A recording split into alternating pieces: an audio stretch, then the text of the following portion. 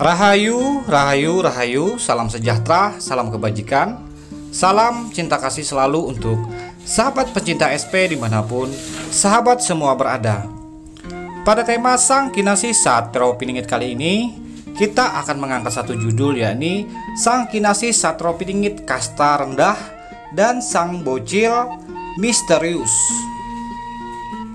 Sosok Sang Kinasih Satrio Piningit, wahai sahabatku semua, tentunya begitu banyak sekali di bumi Nusantara kita, bahkan di semesta ini. Orang-orang yang memiliki gelar Sang Kinasih Satrio Piningit adalah orang-orang yang memiliki kemampuan, keistimewaan yang di atas rata-rata pada umumnya. Di sini dikatakan Sang Kinasih Satrio Piningit kasta yang terendah ketika orang-orang menganggap Sang Kinasih satu ini golongan yang paling terlihat tidak memiliki kemampuan, tidak memiliki kekayaan materi, bahkan tidak memiliki kemampuan supranatural ataupun supernatural. Sang Kinasih ini seperti terlihat makhluk biasa sama sekali, terlihat seperti orang yang tidak memiliki keistimewaan. Dan nantinya apa kaitannya dengan sosok sang bocah kecil yang misterius?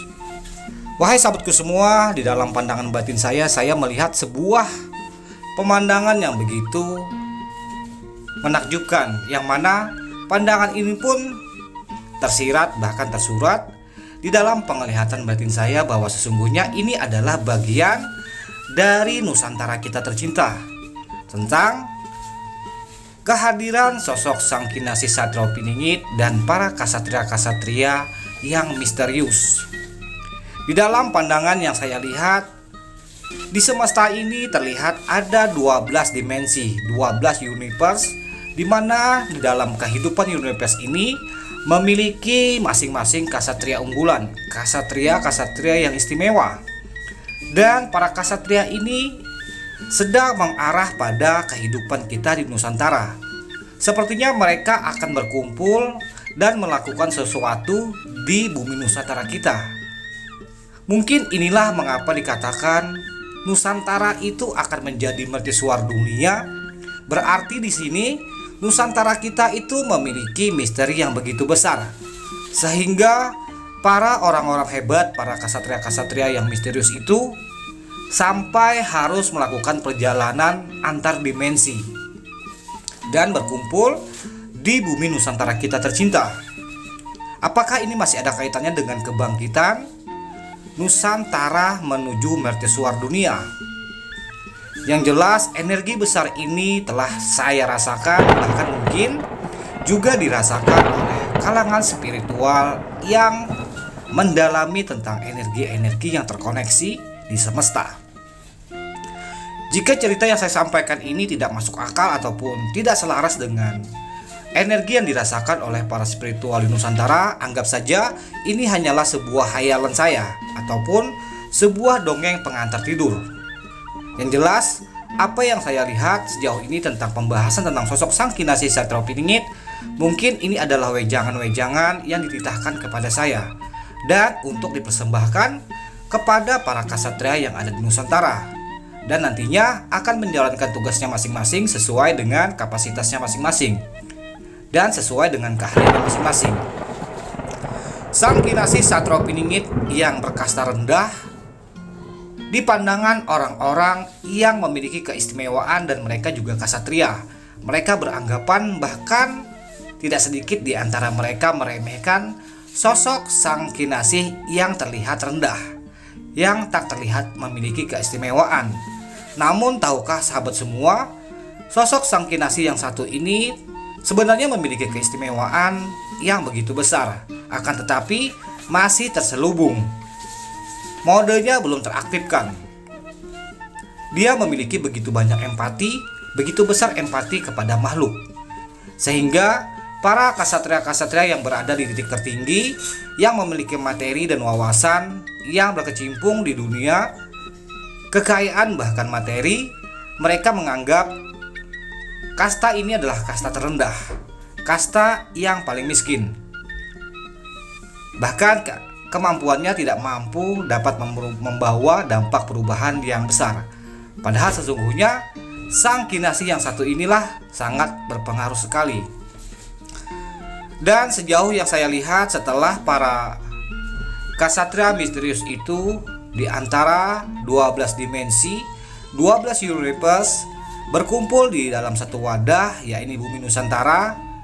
Ternyata setelah kita dalami lagi, ke-12 universe itu ternyata semuanya adalah cerminan dari alam semesta, yaitu Bumi Nusantara. 6 yang gaib, 6 yang nyata, seperti bagaikan cerminan. Dan kemungkinan besar di antara ke-12 ksatria itu akan berlawanan nantinya, atau akan berbeda dari karakter yang nyata. Sehingga ini pun menjadi kebingungan bagi saya di dalam menelaah atau memahaminya. Yang jelas,